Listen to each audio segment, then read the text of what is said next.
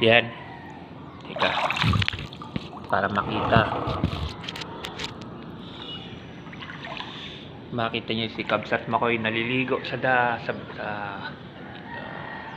yung bag na bigat sa inyo lahat, kakabsat, mga bunsoy. Naliligo lang tayo sa may swimming pool. Yan, andito si Kabsat Makoy. Naliligo. Yan, enjoy muna tayo sa paliligo sa swimming pool.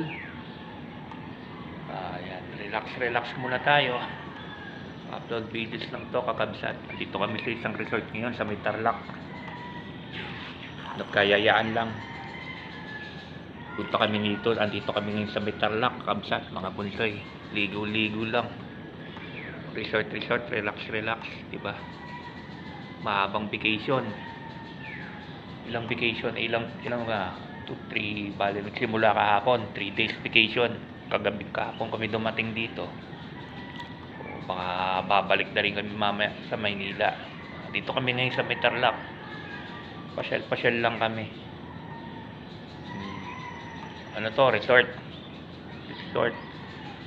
Private resort to actually. Swimming lang. Diba? Tiga. Pahinga muna tayo sa politika. Masyadong nakakasugya na rin, di ba? Wala naman mangyayari, di ba? Ma-high blood ka lang, mabibisit ka lang, di ba? Basta enjoy na lang tayo dito sa mga ganitong content muna. Walang mangyayari sa politika, mabibisit lang kayo dyan, di ba? Dito sa content, dito sa mga ganitong lugar, ma-enjoy ka pa, di ba? Pahinga muna tayo sa politika. Basta support lang natin gobyerno, ganun lang. Tama na muna panggugulo, di ba?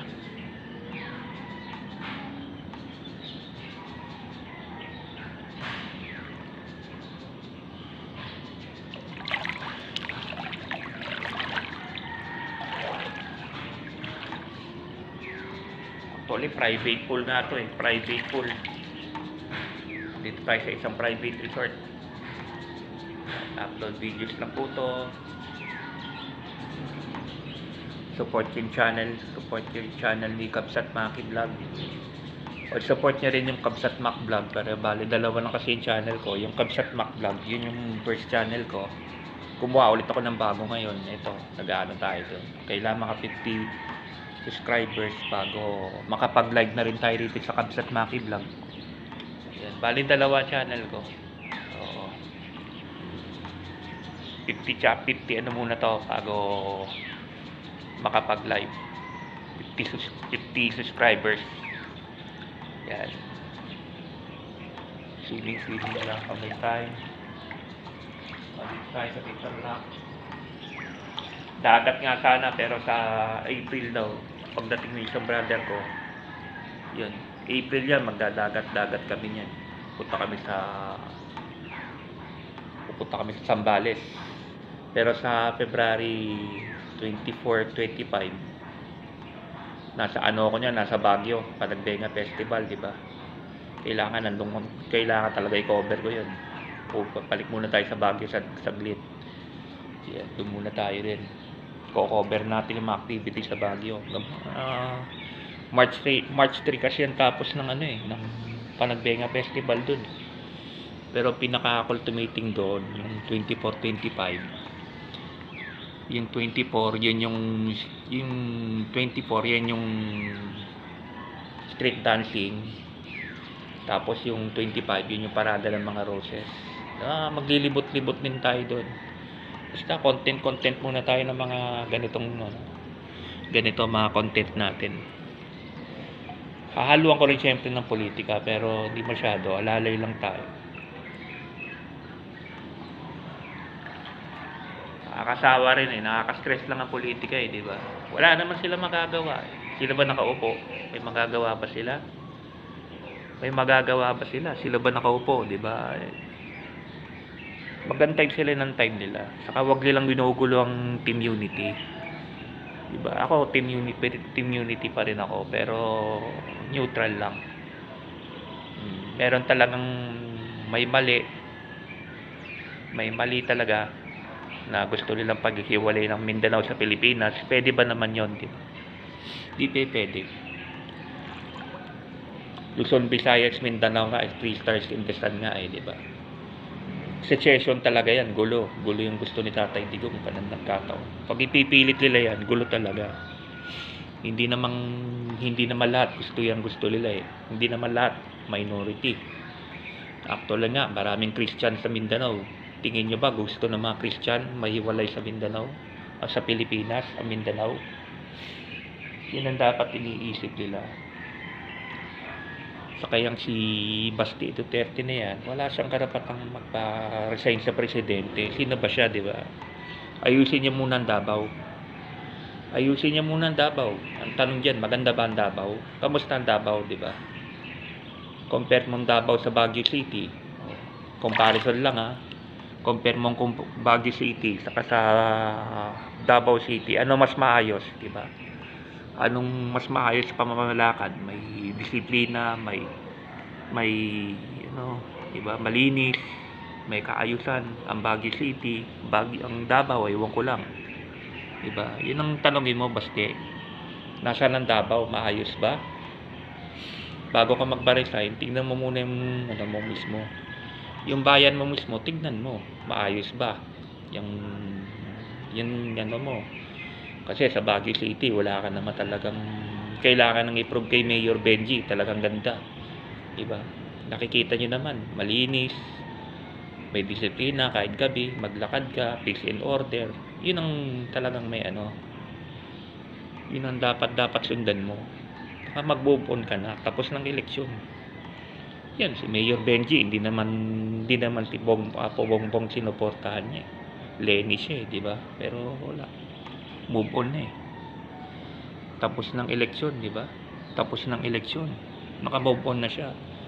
Focus niya ngayon sa Baguio City, mag third term pa yata. Marami nga nagpupush sa kanya, senador, congressman, ayaw niya. Parang ayaw niya, gusto niya pa 1 term pa. Kailangan niya munang tapusin ng naumpisa niya sa Baguio City. Ganun naman talaga dapat. Di ba? Ikaw wala. Puro ka lang yaw-yaw. Adik, di ba? Magsabay-sakbay kay nila Apo Bongbong magpaano talaga, magpa-drug test din kay tatlo. Pati tatay nyo, sabay nyo na, di ba? Baka nahawaan nyo na. Ilabas ni Pulong yung 51 million na ninakaw niya sa Davao, di ba? Distrito ng Davao. Kasalanan nyo yan, ba't nagbabaha sa Davao ngayon? Huwag isisi sa presidente yan. Jurisdiction nyo yan di ba? May pondo kayo. Anong ginawa nyo sa pondo nyo? Ninakaw nyo. Binulsan ni Pulong, di ba? Well lang naman yun Para si Apo Bongbong, bigyan siya ng ayuda para sa Ilocos.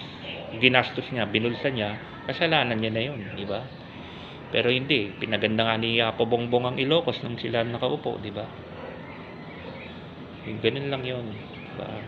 Tigil na natin ang eleksyon, tapos na. Tigil na natin pagbabangayan, di ba? Basta tayo team unity. Oo.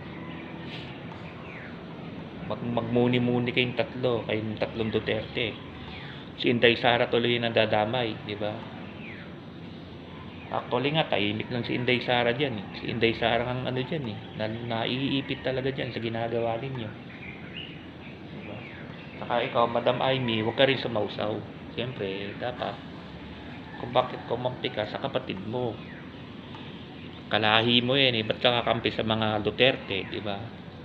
Dapat alalayan mo kapatid mo, di ba?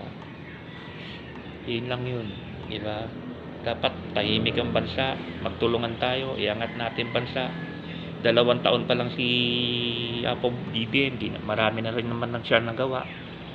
Diba? Saka yung survey na yan, tigil nyo na yan, yung may ibang vlogger dyan. Hindi sa pag-aano, pero nakakagulo kayo, diba? Nakakagulo yung survey na yan, yung mga pupunta kayo sa mga syempre, anong laban ng 2 taon ni Apo Digong saka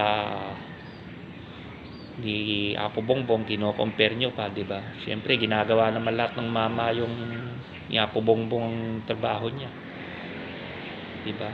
May mga anomalya ring iniwan si Tatay Digong, makakala nyo. Siyempre, minana niya lang yan, lahat. Maraming problemang iniwan. Diba? Nakikita nyo naman, nagtatrabaho naman yung mama. Silent worker lang nga. Si Apo Bongbong kasi, silent worker lang. Diba? Sa kapabor tayo, huwag tayo mag-aano sa China. Yun lang yun. Huwag tayong maniniwala sa China. Huwag tayong maniniwala na pag pumasok dito ang US, makialam, magkakagulo. Kakampi natin ng US. Lagay natin sa isip natin yun. Compared sa China, mas matitiwala ako sa US kaysa sa China, di ba? Ganun lang yun. Yan, enjoy lang tayo kakabsat, mga bunsoy. Ligo-ligo lang, di ba? Mababaw lang kasi itong pool na to, 4 feet lang. 4 feet lang. 4 feet lang, 4 feet lang. 4 feet lang tong swimming pool na to, 4 feet lang. Kaya medyo okay naman, diba? 4 feet pa mga almost 5 feet na rin. 6 footer ako eh. Kaya almost pwede na rin. Ganun lang. Mamaya mag-upload videos ulit tayo kung saan pa kami pupunta. Bye-bye, kakabsat, mga bunsoy. Salamat. Support lang kay Kabsat Maki Vlog. Bye-bye.